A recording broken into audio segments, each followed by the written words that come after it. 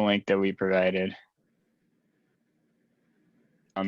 So I'd like to thank everybody for joining us in our first Young Professionals IAFSM Group webinar. We appreciate everyone's support and participation. So I wanted to talk a little bit about the speakers and the topic real quick. So for our first webinar series presentation, we have Karen Kabbes and French Wetmore. Both Karen and French have extensive experience working in the stormwater and floodplain management field. And they're both involved with the kind of kickoff of IAFSM in the early days of getting floodplain management pulled together in Illinois. So they both have really good experience, and we thought they'd be great speakers for this particular topic. So quickly, just give a little bit of background on kind of the format. So we have about an hour for the presentation. We'll leave a little bit of time for Q&A. If you have a question, please submit it. If you have a question during or at the end of the presentation, please submit using the group chat, and I'll make sure to monitor the chat as French and Karen are speaking. If there is some time during the presentation when we think there's a good pause, I'll try to bring up the question to French or Karen if it's a good time. If not, we'll try to wait till the end and make sure to address all the questions that we have. We'll also be sending out PDH and PDH-CEC certificates to all the attendees. We'll be doing this using the email addresses that everybody used to log in. So keep a lookout for that. I'm going to send that out this afternoon, also with a brief survey. So if you can fill that out, we definitely appreciate it to get some feedback for future webinars.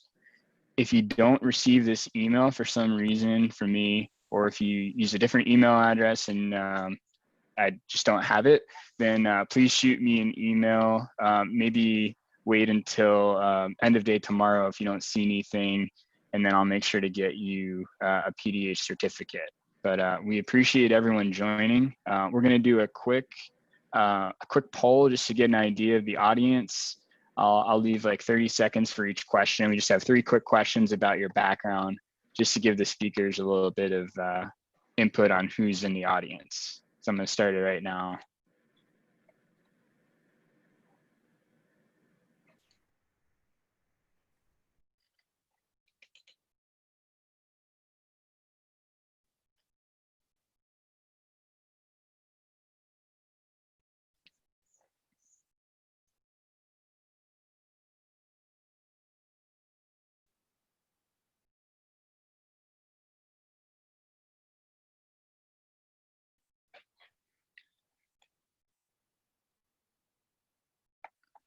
All right, well, we'll, almost there.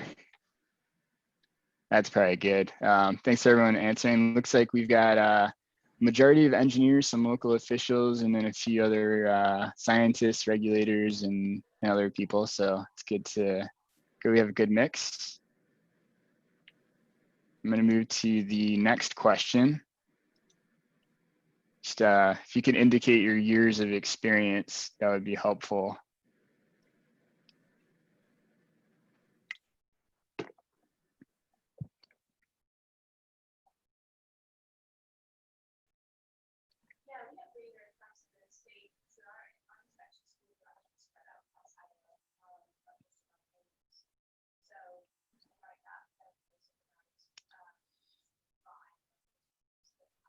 All right, looks like we've got a good variety of years of experience. Glad to see that we've got a good diversity of people in the audience. I'm just gonna move to the last question real quick. If you could indicate if you have your CFM or not, just to kind of track who's in the audience.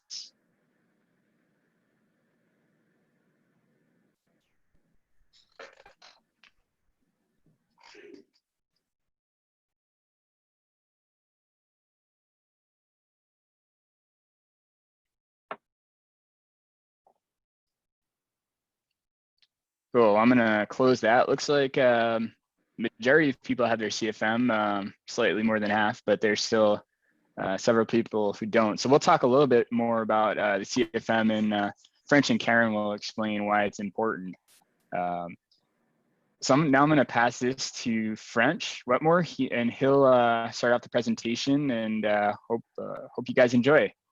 French, take it away. You bet. Got it, Adam. Good morning, everybody. And this is not just French, it is the French and Karen show. And we notice this is Zoom that a lot of people can usually show their pictures up there. And usually they're live pictures of what they're doing. Karen and I talked about this and decided we should show our pictures too. So we have got pictures when we too were once young professionals. And this is the typical young female professional juggling 12 different jobs and kids. And this is the ruggedly handsome young professional. He actually still looks exactly like this, with sideburns and good long hair. So those of you that don't know French, this is probably one of the first times I've seen a picture of French without a shiny dome on top. It is actually, you can see in the upper right corner a happy birthday sign. This is my birthday 2 months after I started work at the Illinois Division of Water Resources in 1976. And to put a timeline on it, that little kid with the blonde hair on the left is now a 46-year-old professor at Arizona State University. And I'm sure, Karen, your kids are a little bigger than they are shown there too. They are. That baby is still in college, fortunately. But the young professionals there really came in on this field at a really good time. And we want to tell you about the beginnings, including going back, believe it or not, before we were around. In the beginning, there were floods. And the first thing folks did about floods was respond. And so response was the first activity, typically by your neighbors. Eventually, the government got into it. Now, this is an interesting picture. You notice the raising the arm and pointing up to the sky. That's something responders do. I'm not sure why. But when it became more of a government activity, they followed suit. And over the years, the government put in a bigger and bigger role in response, first considering it as civil defense, and then later with regular agencies devoted to responding and taking care of hazards. After a bit, they realized it's one thing to respond, you really need to help people in the usual phrase of getting back to normal. So that was the idea behind relief, that folks, the government and others should help people, particularly in this case with temporary housing, and in other cases in helping them rebuild. Initially, that was private industry. It should have been the insurance industry. As you probably know, the insurance industry looked at flood insurance and concluded the only people who are going to want it are the people who live next to the rivers and on the coast, and you won't be able to spread the risk. It doesn't make financial sense. And so they did not get into the business. That meant that flood relief was up to charities and Red Cross and to the government if the government would then get involved. And so what the government did actually was got involved with relief on the bigger floods. And there was no particular organization to it. Every disaster had to go to Congress. Somebody had to go to Congress and get special authority to do something which may be different than what they did in the last flood or the last disaster. 1950, they got organized and came out with the first Federal Disaster Act. It was revised and reorganized in 1974. And the most recent version you've probably heard of, the Stafford Act. So each of these brought a change. The biggest change with the Stafford Act, from our perspective, is that it incorporated mitigation as a role as part of relief and a government responsibility. The next thing the government and others said, well, why are we going through this? Why don't we fix the problem? And by fix the problem, that means you build something that stops flooding. Those are levees. They've been around for as long as there have been settlements in this country. But again, it was kind of an ad hoc thing and done locally, generally, state somewhat, not always part of the federal role unless it was related to navigation. Then along came a flood in 1913, which still ranks as the worst flood, the highest flooding Ohio ever got. And following that, there came up with a new law, the 1917 Flood Control Act, which concluded, among other things, that flooding actually was a federal concern and the federal government should be involved. Another big one came in 1927. This was one of the more famous floods in our history. If you'd like to know more about it, get the book Rising Tide. It's a great story about during the flood and afterwards. And here again, the Fed said, we do have a role here, but let's not do it alone. And one of the things in that act was that it incorporated local participation, which is a fancy word for cost sharing. Afterwards, we had another disaster called the Great Depression, and we did have a couple of new laws there. One was creating the Tennessee Valley Authority, and then the 1936 Flood Control Act. And that was the first of what turned out to be annual laws. Every year they would pass another Flood Control Act that would identify projects and things the federal government should do. Just about all of these focused on structural flood control, such as levees and reservoirs. But that wasn't the only thing they were thinking about that then. There was some non-structural considerations, and another flood in 1937, one of the worst floods on the Ohio River, which actually flowed across southern Illinois over to the Mississippi. An interesting activity then in Illinois. Here's a small town in Illinois on the Ohio River. It got flooded in 1883, in 1898, in 1913. Every time it flooded, their response was to raise the levee. 1937, Ohio River flood hit them the worst, and their response was, let's not do this so many times and raise the levee and get flooded. And so what they did was one of the first recorded, documented evacuation projects. They moved the town 3 miles uphill. And this is Shawneetown, Illinois. The folks moved, but unfortunately not all of them moved. It was a voluntary relocation, and a bunch of folks stayed in the old location, improved their levee, and in 1956 actually incorporated as another city as Old Shawneetown. Its population nowadays is less than 200 people because they've been flooded since then, but it's really a great place to visit if you want a neat piece of Illinois history and you're down in the southeast corner of the state. Take a look at Old Shawneetown and some of the old structures there. At one time, Old Shawneetown was one of the 2 most important cities in Illinois. We're talking like 1818. And New Shawneetown was built with the 1930s, 1940s architecture, like Art Deco. A very interesting place to go. But it's a non-structural project, and it worked if you were one of the people who moved to Shawneetown and didn't stay in the old place. So with all these ideas going around, you've got response, you've got relief, you've got flood control, you've got alternative methods. Along came, of course, as we know, the most important and greatest approach of all, and that is floodplain management. We trace the foundings of our profession of floodplain management to Gilbert White. And maybe you probably heard his name. You may not have known Gilbert White was an Illinoisan. He grew up in Chicago. He got his bachelor's at the University of Chicago. He got his PhD at the University of Chicago. His PhD thesis, which he wrote in the 1930s, actually became published in 1945. It's called Human Adjustment to Floods. And he looked at all the flooding histories of, I shouldn't say all, he looked at flooding history and construction of flood control measures and found that in spite of the money we've been pouring into reducing flood losses, we've had actually increased flood losses, and that maybe we should think a different approach, which is not build in the way of flooding, put something between us and the flooding, but maybe build away from flooding. So that was his ideas, and he went out and spent a lot of the rest of his career promoting that approach. In 1951, there was a bad flood in Kansas City, and in the response, in the disaster response to that, there was a law that adopted and created a federal flood insurance program. You all think it was started in 1968, but actually it was created in 51.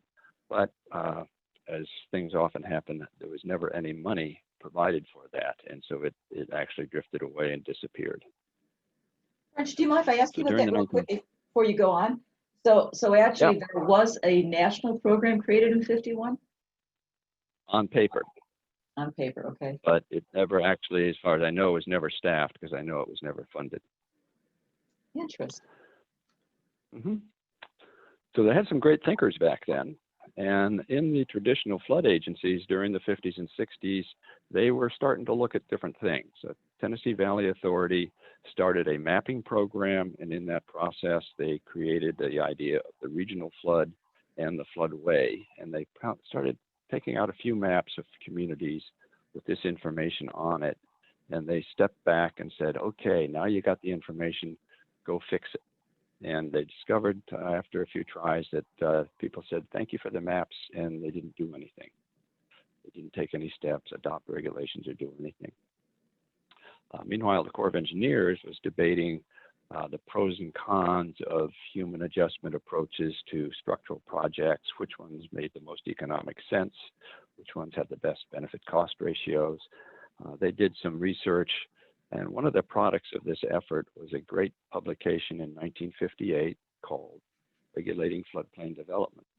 This was written by an engineer who has had good reputation in the Corps and otherwise.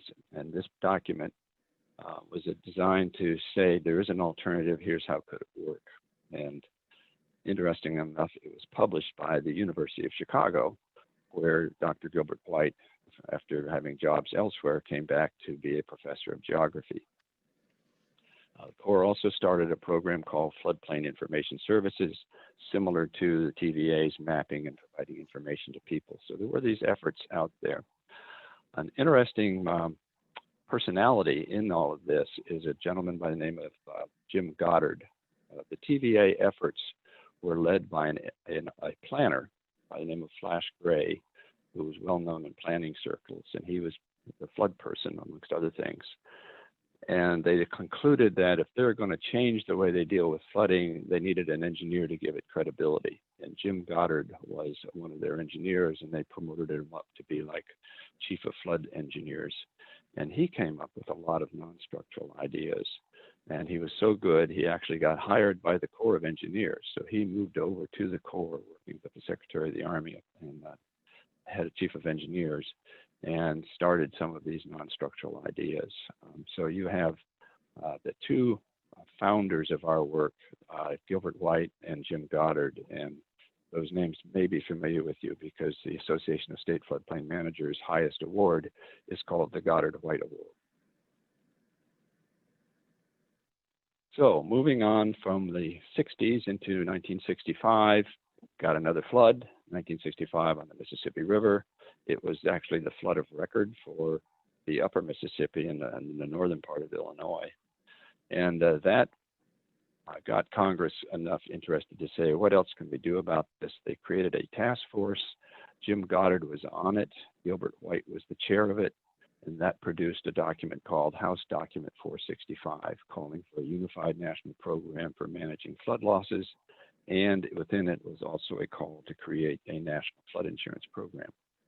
So now we have in Congress written records and recommendations for doing something other than the previous efforts of relief and response and flood control. Also, about this time, there was a growing interest in protecting the environment. So we now have another little interest, somebody else pushing for alternatives to flood control. And that started to catch on. So you had a kind of a convergence of the expert opinion, the environmental movement, and what they needed was a spark. So come along 67 and 68, we got that spark. Don't know how well you remember those days, but one of the key things that happened, especially in the summers of those 2 years, was urban riots. And the riots got a lot of attention for congressmen in the big cities. And they were told by their businesses, the store owners and all, that the riots, they ended up with their property burned down or destroyed, and insurance companies would not sell them any insurance, no fire insurance, because they were in a bad part of town where riots were expected. So insurance companies backed away, and Congress says we got to do something about this. So the big city folks who would like to see riot insurance talk to the folks along the Mississippi, and especially in Louisiana, who were interested in flood insurance. And there's your spark and there's your convergence. And the result was the National Flood Insurance Act of 1968. That was put into an organization called the Federal Insurance Administration because it would deal with both riot insurance and flood insurance. And that went in the most logical place, which is the Department of Housing and Urban Development, where you deal with things like federal housing loans. You can deal with insurance and similar financial issues, and also deal with local governments. Now, the program kind of started out slow. They worked out the details. One of those details also in 1968 was a conference of experts in the University of Chicago campus. And one of the products they came up with was that for the flood insurance program, you needed a national standard to treat everybody equally. The flood of record is not a national standard. Let's go with the 100-year flood. So that is a product of Illinois also, which we now call the base flood. Program started slowly, as I mentioned. This is a graph of community participation. A few communities got interested, and they looked at it and may not have done much with it. So what happens next? Why, of course, it's time for another disaster. In 1972, Hurricane Agnes dropped huge amounts of rain on Pennsylvania and New York and up in the Northeast. And they found that some of the communities that were hit were actually in the flood insurance program. People could buy flood insurance, but few had it. I remember numbers like Wilkes-Barre, which is not a small town, got hit particularly bad, and there was something like 2 properties that had flood insurance. So Congress says this won't do. We've tired of paying out disaster relief money, so they passed a Disaster Relief Act, and in that Flood Disaster Protection Act, they added a key provision to the National Flood Insurance Act, and that is, if you're going to have federal money in the floodplain, that money needs to be covered by insurance. So that what that really hit was, as you know, mortgages. So if you have a bank with FDIC or a lender that's federally regulated, there is a federal connection, and those folks are going to have to require a flood insurance policy to cover every loan or mortgage that's secured by an insurable building. That had quite an impact because people still wanted to buy houses that were in the floodplain. They still wanted to build houses and didn't care where they were. So the result of that act was a major change to the program participation. And you can see what happened to participation following the 73 Act. You probably recognize this curve. This is where the coronavirus levels off, and we flatten out, and everybody gets to go back to normal. Hopefully, it will take so many years for that to happen.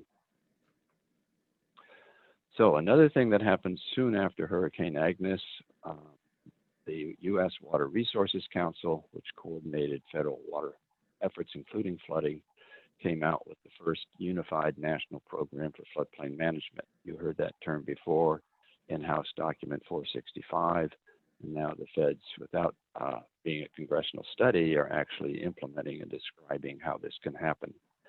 And they identified floodplain management as having 4 parts, or 4 things that you can do. The first is to modify human susceptibility to flood damage.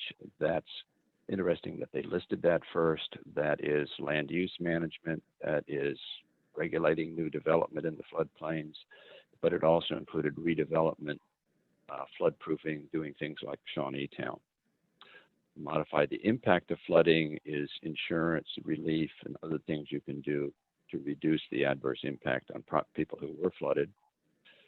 You modify flooding itself, which is dams, levees, structural projects.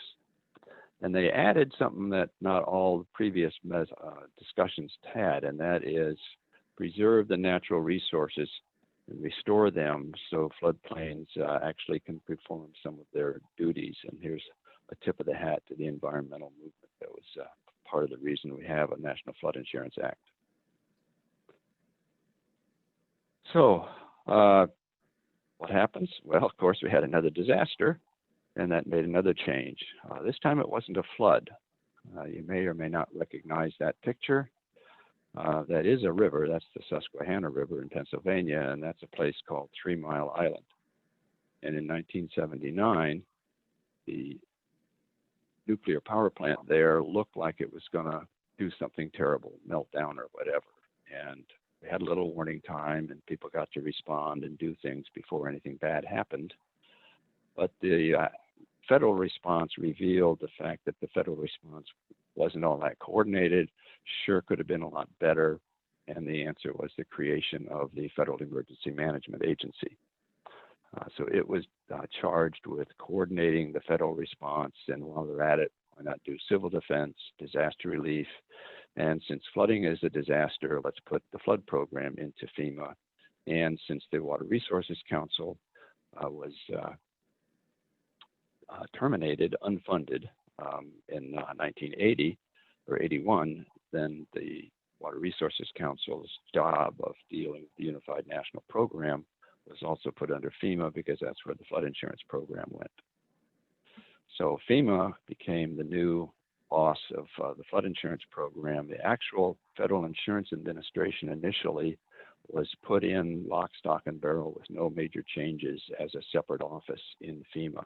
And over the years, it got more and more integrated in different activities. And particularly people who work in Federal Insurance Administration would take a job in somewhere else in FEMA, and then after a few years there, they would come back, and it ended up being much more of an integrated activity than as it started.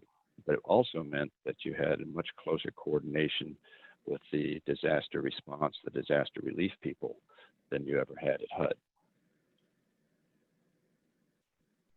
Okay, another flood, Hurricane Frederick, 1979, soon after FEMA was created. This picture was taken by me standing on a place called Dauphin Island off of the coast of Alabama. That bridge to the mainland was destroyed by the hurricane. And there were folks who said, especially in FEMA, said, why don't we get people off the island? It's been flooded so many times. Let's just get them off. And then there were folks in the transportation industry that says, that's a bridge, that's a road, our job is to replace them as soon as possible. So there was a bit of a discussion between the two parties. Do we get rid of the bridge and move people off, or do we repair the bridge and let people stay? And there wasn't anything that could tell one or the other who won, so they followed their authorities, and the bridge was rebuilt with the transportation money. Following that, the Office of Management and Budget looked at how are we spending our money, and it looks like we're at counter ends because two different agencies are promoting two different approaches. And so the Office of Management and Budget issued a directive that said we need to do a better job of coordinating funding following a disaster. And they said, okay, feds, from now on, you're going to need to do a post-disaster mitigation plan and then spend your money in accordance with that plan. So this is very interesting because it's the first time that floodplain management, floodplain managers start to get into the role of mitigation, which is a corrective measure as opposed to the preventive measure. So instead of focusing our attentions only on the land use and what's going to be built, we now have a role of dealing with what can we do to reduce the hazard to people who are already there. Let me go through one last flood, 1973, Midwest floods. Really hit Illinois badly.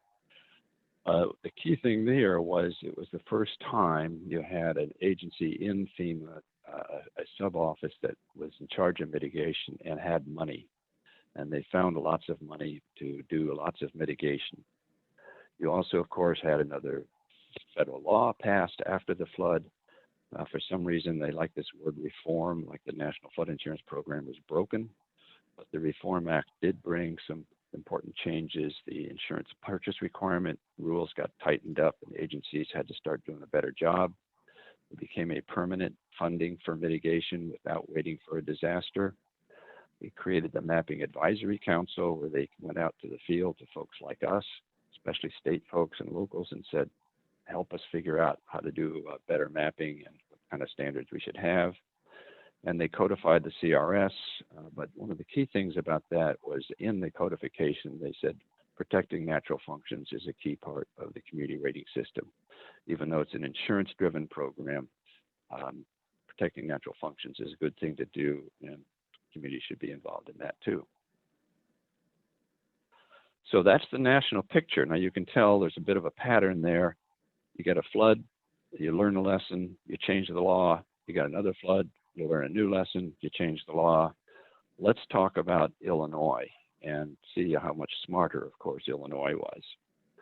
So Illinois actually had an agency for water way back in 1822. It focused initially on canals, canal construction. And so this morphed into, over the years, to a division of waterways, which was in the Department of Public Works.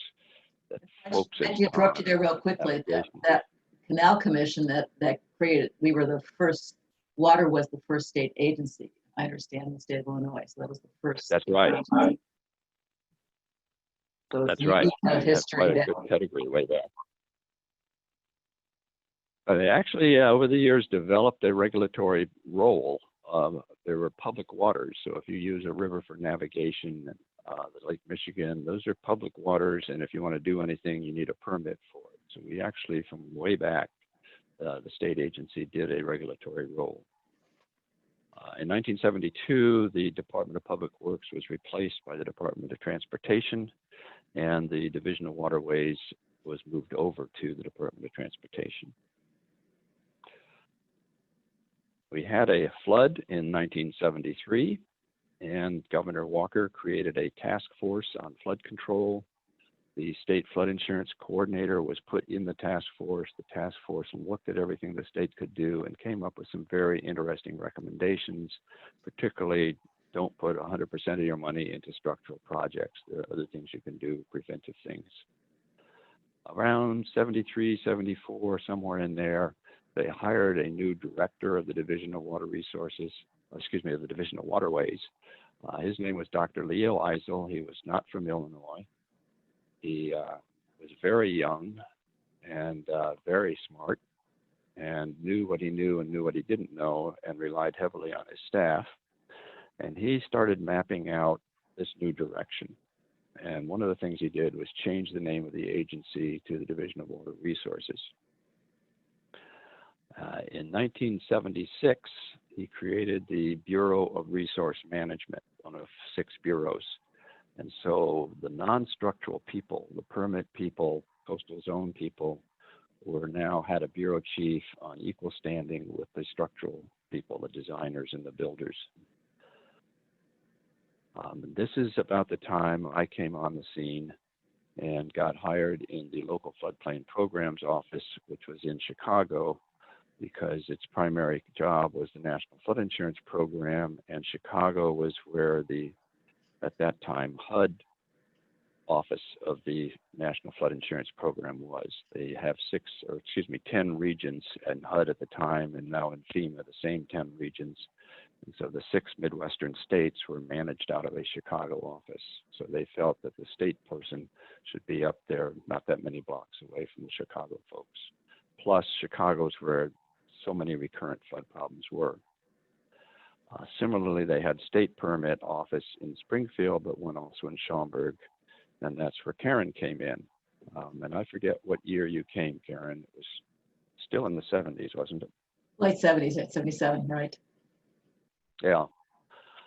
We had a coastal zone management office too, which was designed to do lots of stuff along the Lake Michigan shoreline, not just regulate development, but do improvements and all sorts of neat stuff. And I'll get back to that office in a minute. So during the next 10 years, we had some state activities, and Karen, you're the one in the middle of that. So you get to cover this slide. Well, what's interesting about what happened, and again, Dr. Eisel probably helped prompt all this, was a philosophy change from flood conveyance, building new flood channels and building levees to protect people from flooding, to looking at flood storage and flood elevation to reduce flood damages. And an important player in that was the PL 566 program that brought the Soil Conservation Service into the Chicagoland area. Anecdotal story, and I haven't verified this, but there was a planning commissioner in Elk Grove Village named Tom Hamilton that came from Oklahoma that supposedly had dealt with the PL 566 program there. And when he saw the flooding happening, he said, why don't we do something with the FCS guys and have them get involved? So it was a very interesting relationship that went on for about a decade or so. And at one point, there was even an office out at Morton Arboretum that was staffed by a combination of MWRD, Soil Conservation Service, NRCS staff, and also by folks from the USDA, NRCS, and the Division of Water Resources. The state programs also, when they came in for the 566 program, they really said, we really would like to make sure that if we, a federal agency, are going to be spending money on flood control reservoirs and other projects, that the state is doing their share and that really the locals are doing their piece.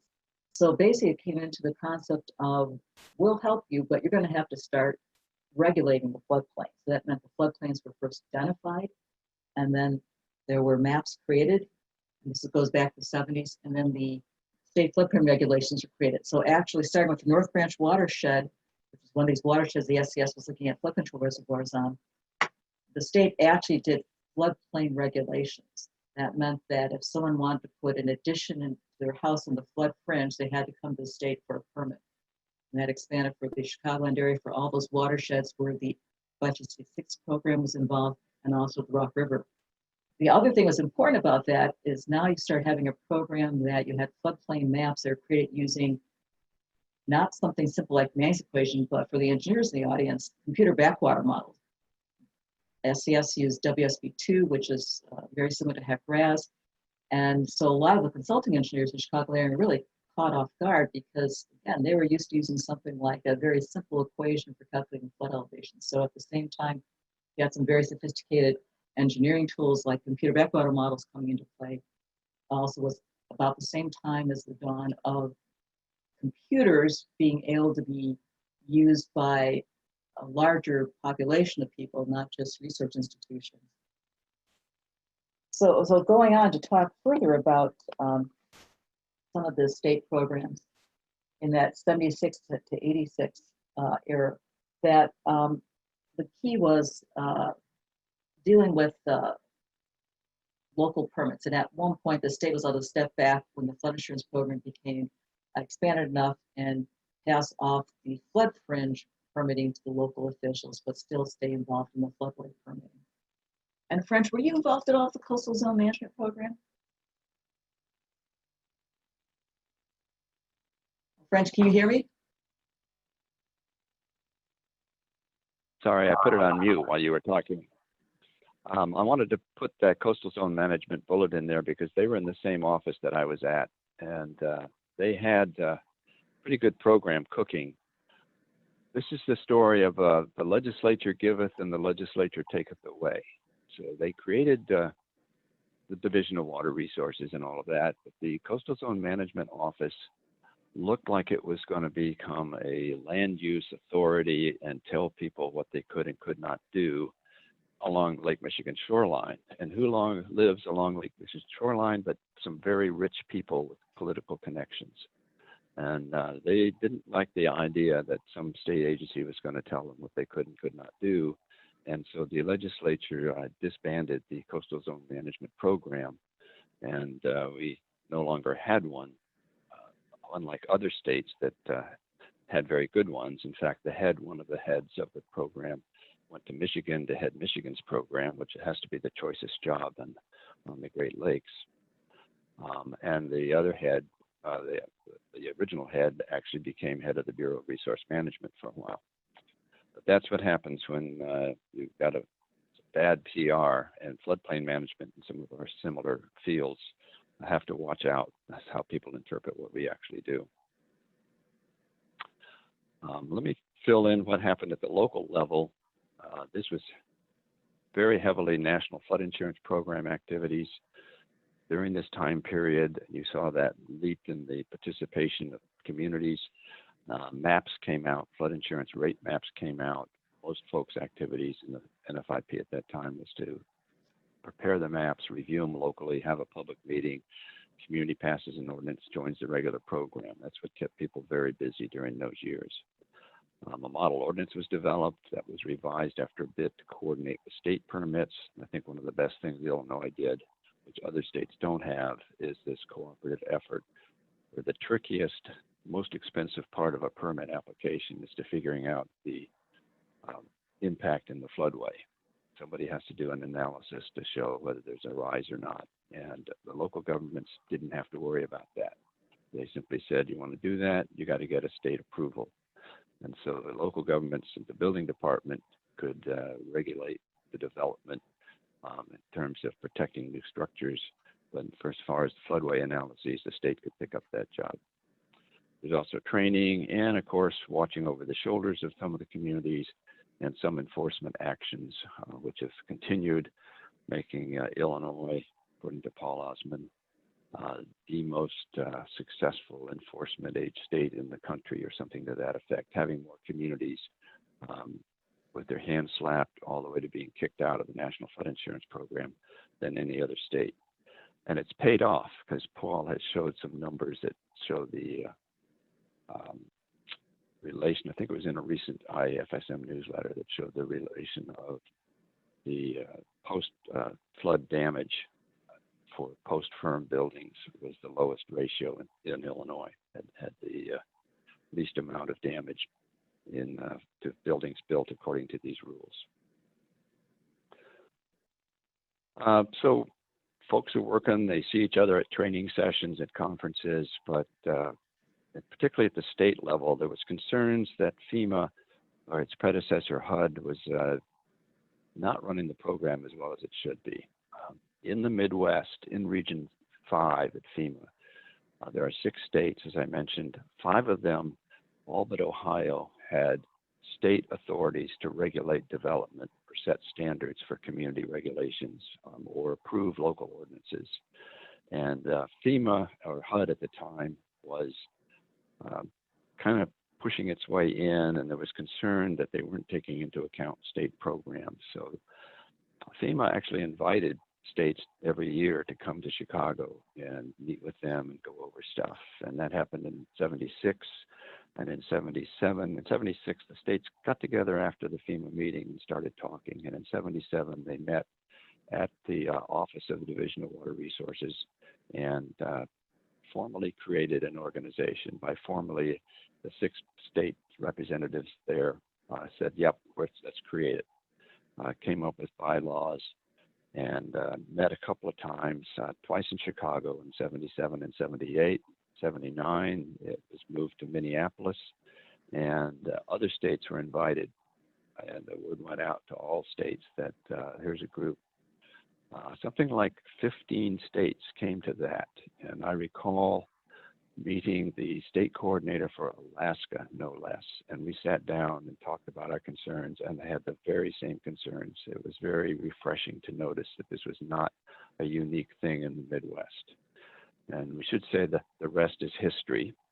The organization got so effective so quickly, the head of the Federal Insurance Administration in 1980 announced financial assistance for states, which has since become the Kabbes SSE program, Community Assistance Program, but it is funding state programs in every state every year to help support the efforts of the National Flood Insurance Program.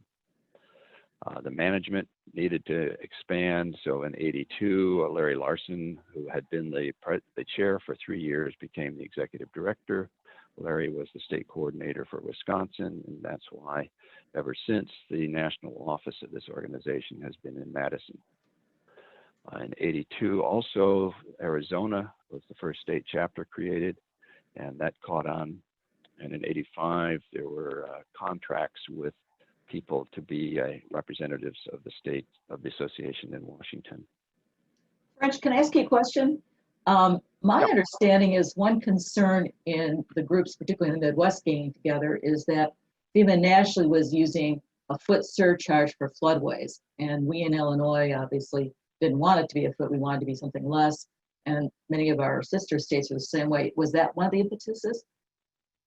That was one of the key issues. You had a state standard that was a higher standard than the National Flood Insurance Programs, and that They didn't want to see maps showing 1 foot.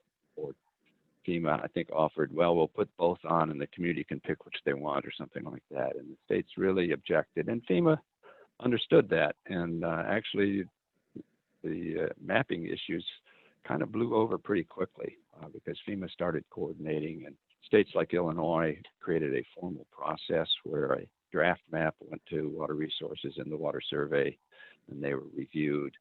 And so it actually worked out pretty well, and FEMA can't complain that they've got higher standards statewide. I keep saying FEMA, but actually it's HUD, but it's the same people once FEMA was created. Let's take the same concept down to the state of Illinois. I said in '82 they had the first state association. A couple more started after that. And in '86, we had these annual meetings every year in the Chicago area of the PL 566 groups. And at the '86 meeting, we could sense that there was an interest in a state association. We invited Larry Larson to come and give a talk. And he knew what the situation was, and he put it to the group directly. He said, you guys got a great program with FEMA. You got a great program with the states. You got some of the best people, some of the best organizations. But do you want to always take your directions from Washington or Springfield? Or do you want to work as professionals and get together and come up with maybe new ideas and things that are maybe you can do better? And so that's a pretty good challenge. And so right at the end of the conference, we offered a room for people to sit down and talk, and Lou Seidel agreed to chair it. Lou Seidel was the floodplain manager, head of zoning for Peoria County, and was just one of the top people in the state for floodplain management. And they soon came out of that meeting saying, yep, we want to do something. And over the next few months, they came up with bylaws and guidance, and this initial group was really neat in that they set the tone, and the tone is those keys listed there. First off, it's not an association of state people, it's not an association of local people, it's an association of professionals, regardless of what job they have. And also, it's not just about flooding. In fact, in many areas, you wouldn't have any flood problems if you could manage your stormwater problems. So the name reflected that with the Illinois Association for Floodplain and Stormwater Management. And the third thing is somewhat still controversial. It's an organization that reflects its membership, and if 75% of its membership is from the Chicago area, then yes, it's a statewide organization, but it is somewhat heavy and oriented toward the Northeast. They have worked very hard to make sure there's a state conference, upstate and downstate. But I think you'll look at the officers and find that it's still kind of heavy where the business is, where the members are. French, if you like, I can just chip in here because I remember we'd go ahead and I was part of that small group of people. We'd be meeting in Bolingbrook on roughly a monthly basis to try to figure out if we really had something we could make a state association group out of. And we had folks from Lisle, and Lou would come in from Peoria. So the whole group of us were sitting around the table, and very honestly, that meeting where we made the final decision, I honestly didn't think we were going to go for it. And it wasn't until we really said, okay, it's going to be floodplain and stormwater management, that you saw the heads nodding and people say, yes, we can all do that. That's something we all want to be involved in. So that was a very important key to getting this association off the ground, was the fact that it was floodplain and stormwater management. The interesting thing is that I was not an active member of this. I was a state coordinator, and all I had to offer was some money. The Arizona chapter was started with the help of Les Bond, who was my counterpart for Arizona. And he said, here's how you start a state chapter. You put everybody in a room, and then you get out of their way. And that's what I did. I said, I don't want to be involved. I don't want to do anything. You guys decide you don't want it to be state-centric. And we helped them with some funding for the first conference. And so they picked that up and ran with it. And you can see here the development over the years. And Karen, were you the second chair after Lou? Yes, I was the vice chair for the first year, and then I became, after Lou stepped down, I was the second chair. And then I was one who put the conference on for the first couple of years. So I put the annual conference on. And it was great because what happened, I'm sorry? Go ahead. Yeah, happened is it also coincided, and we'll talk about this, with some other changes in state laws that occurred at the state level. So it made our conference had to be placed. And then the conferences that had been held in the past that were centered around the PL 588 program, the SCS programs, basically did not continue. And so IAFSM essentially took over as the preeminent floodplain stormwater management conference on an annual basis in the state of Illinois. But if you want to talk, we go ahead, French, with the Twilight seminars. Yeah, I wanted to mention that it took only 7 or 4 years, as you can see, to get too big for ourselves. That we had problems with not having a single office, without having a single mailbox or anybody checking the mailbox. Mike Klitsky was chair in '91 and held a meeting of what are we going to do about these things, and they came up with the idea of an executive secretary. And I mentioned that because that became very close to home as French and Associates became the executive office, and Mary Lou Wetmore became the executive secretary from then until 2007. And folks said that it really helped make a difference in terms of being formally organized and having a management office. Go ahead, Karen. We are, I'm looking at the clock here, but yeah, so you can just see some of the activities that IAFSM has grown over the period of time. And the money that fortunately the conference and other activities has raised that would allow us to do another number of activities. So should we go on, Frank? Just one thought. I think I did a study that said IAFSM by 1997 was the richest of all the state chapters and state associations, and I'm not sure why. I think we had so much good support from the consulting firms and the private sector. Well, I've got a reason for that, and I'll tell you in the future slide. Okay, but they actually issued a challenge to other organizations that they would match their donations to the ASFPM. So here shows you some of the growth. Shouldn't be surprising. We went from 0 CFMs, because there was no such program in '87, to hundreds. The same with CRS and conferences, but it's a good story of growth. This was the last time these kinds of numbers were counted, so it's not current. You know the numbers are higher now. So let's go back to what else was happening between '86 and '87 and back then, Karen. Yeah, so French, you were involved in this too. So basically, we had 2 years of back-to-back floods. As you noted, French had pointed out that it was very important for flood events to get public interest and get organizations or groups to come together to talk about new laws required. So of course, after the '86 flood that happened, unfortunately, it hit some very key legislative districts in the Chicagoland area. And so they got a group of people together, and fortunately, before all that impetus and all that excitement for what they could do went away, they got flooded again in the same area. So already you had a bunch of people who had come together to create some great ideas.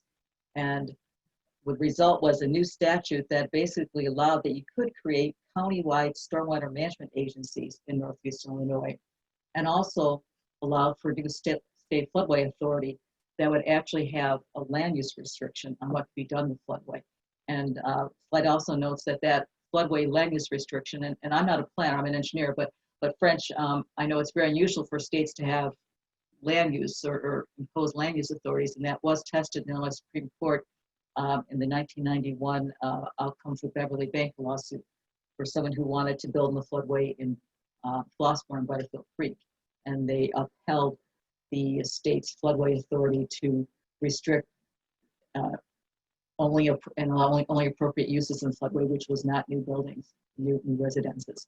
And as if you point out, French, that was really because of the concern of what can happen to other people to have to respond to a flood event to reach those homes, not so much the people in the home, but the so how did you state that, French, for the lawsuit, the public concerns? Yeah, the issue wasn't that the building was going to be damaged by flooding. It wasn't that the building could be cause problems on everybody else. It was not a flooding issue. It was an issue of the building has people going to be living in it, and if there's a flood, there is a risk on the government's part for rescue and relief services. In other words, if you build there, even if you think you're safe, you're still going to cost the government money, and therefore that's a good enough reason for the state to say the land use, which is different from flood protection, no buildings. And that's really the fact that it was held up in an area of relatively low flood hazard, a very shallow, slow-moving floodplain, is a major success. And Well, let's here's your talk other more. rules. Yeah, let's talk about the floodway rules. And I think these were one of the things that was helpful in getting the association really kicked off, because it was about the same time that the new floodway rules that were authorized by that state legislation came into place. They were basically adopted in November of '88, and I was the primary author of those rules. So it was a real interesting experience, and it was, again, some key changes started occurring in how the state regulated the floodplain, floodway area. And particularly I mentioned the state land use restrictions in the floodway. It really clarified that the floodway in Illinois was a conveyance, storage, and velocity issue. It talked about those rules for the first time, really codified the fact that you had to look at essentially a simple hydrograph and maintain storage that was existing storage below the 10-year flood should be maintained below the 10-year flood, and existing storage between the 10 and 100 should be maintained between those levels. And the idea being that often people would just want to compensate for floodplain storage by digging a hole that would be filled up very quickly. And we wanted to make sure that there was still storage available when the flood peaks would hit at higher flood elevations. It also codified a coordinating floodway map changes that took place with FEMA. That was one frustration I think that people had, is that often there would be new construction would take place, there would be changes in the floodway, and sometimes no one followed through in getting that floodway map updated. And so this codified that there had to be a formal process undertaken as part of floodway map changes in the state rules to go ahead, at least in the Northeast Illinois area, to make sure that the FEMA maps were also updated. So there was an ability to find the most current map and have a good map basis that showed ideally what was the status of that floodway at the time you want to do development. Another key issue is allow delegation to communities, permitting authority. Having had that experience of working in the flood fringe area where we had lots of permits, and it was something that the state eventually did step back from in those PL 566 watersheds.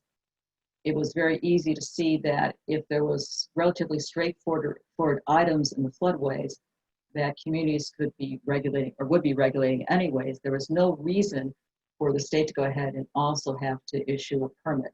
So those certain items could be delegated to communities and simplify the permitting process. And it really also looked at more of a watershed view. It sort of anticipated the idea that there would be unsteady flow modeling, that recognizing that you would have to look at the stream system by reaches, and that recognizing that storage was a key component in looking at storage losses and flood conveyance and the velocity of how flood peaks move through an area in part of creating decisions for losses that could take place within a stream reach. The ultimate item that occurred, though, is this required that all the northeastern communities, 260 some communities, had to update their floodplain ordinance. So that was a very big impetus at that time period. So if you notice that the association was created the 86, 87 timeframe, we have new state rules in 88. The association became the place to go in Illinois for what was happening and what these rules meant and what you could do in accordance with these rules. So it became a fantastic avenue for the state to use a state association to get information out to folks on how to go ahead and meet the new state floodway rule requirements. So the other thing was happening, we were just a hotbed of activity at that point. Illinois was the place to be. There was also technical studies going on about other things that would happen that you recognize and are aware of in today's ordinances. For example, NIPSI was looking at, based on some earlier work they had done for water quality purposes, did some additional work and looked at dual release rates. The idea that there had to be stormwater release rates. So there'd be a 2-year release rate and a 100-year release rate to help regulate the amount of water leaving a site due to development and making sure our streams are ideally not overflowing due to new development activities. The other thing that's really interesting is the NRCS did, the SCS at that time was called, NRCS did a depressional storage study in both the Butterfield Creek watershed and Indian Creek watershed that showed that if basically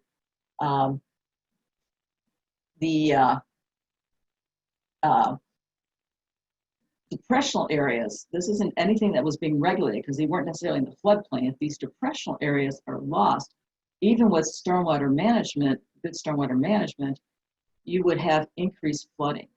So suddenly you start having a really good technical background for explaining why depressional areas had to be kept.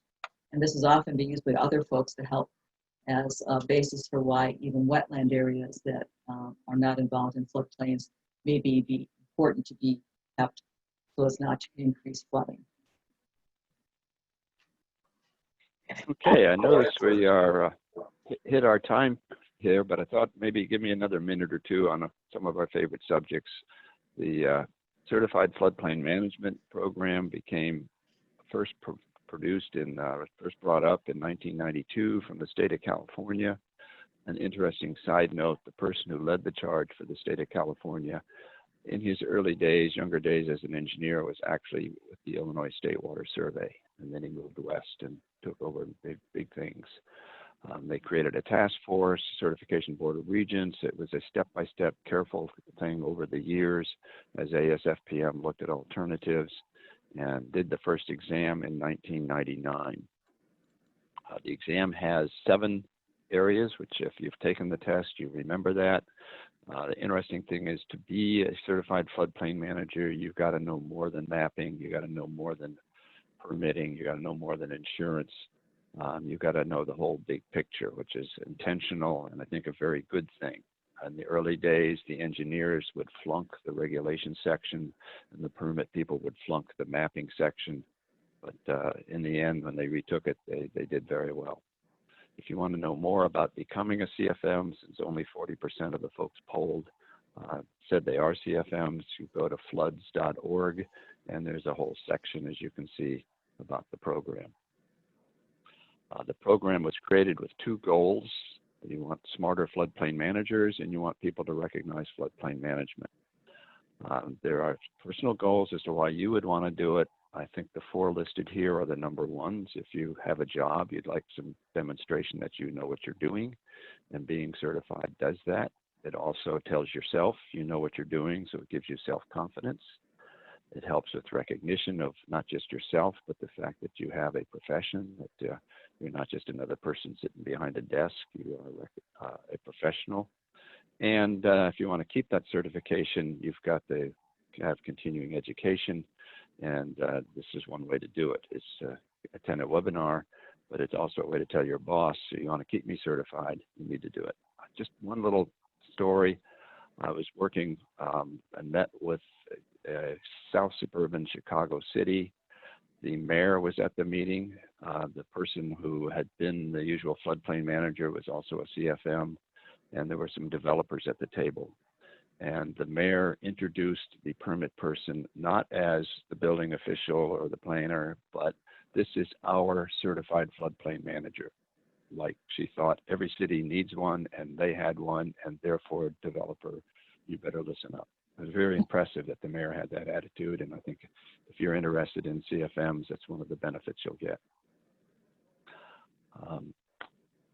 Given our time, let me say that we tried to cover the history of floodplain management, what happened in Illinois, formation of ASFPM, formation of the Illinois Association, and certified floodplain management. Maybe we bit off more than we chew in an hour. I don't know about you, Karen. I'm willing to stick around as long as there are questions. I'm happy to stick around too. All right, So thank Adam, you. it gets back to you. Yeah, I appreciate it. Thank you so much, Karen and French. A lot of really good information that probably a lot of us didn't know about. So it's definitely great knowledge, a lot of good background information for everyone. If anyone has any questions, if you could submit them now, or if you want to ask, we could also you could unmute yourself and ask a question for French or Karen. If not, then I just wanted to remind everyone I will send out a PDHCC certificate to everyone in attendance. So check your emails. If you don't get anything by the end of the week, please reach out to me and I'll make sure to get you one. There's also a survey. If you could fill that out, we would definitely appreciate any feedback you guys have and any information on future webinar topics or speakers. Does anyone have any questions for Karen or French? Adam, I know that you're close to time too, so if you want to, I'm sure that French or I would also be able to, if someone wants to email us, their email addresses are up there, so they certainly can email us any questions too if they want after this presentation. And we did have one additional question. Harold, he asked if the slide deck will be available. So we will be posting, I probably should have said that, we will be posting this, this webinar will be recorded, and we will make sure that the slides and the whole presentation are available. They'll be posted on the Illinois IAFSM website, so probably I'll check maybe within the next week or so. We'll try to do that for all of our webinars so that people can watch them or go back and refer to something. So yeah, definitely a good question. Any other last minute questions?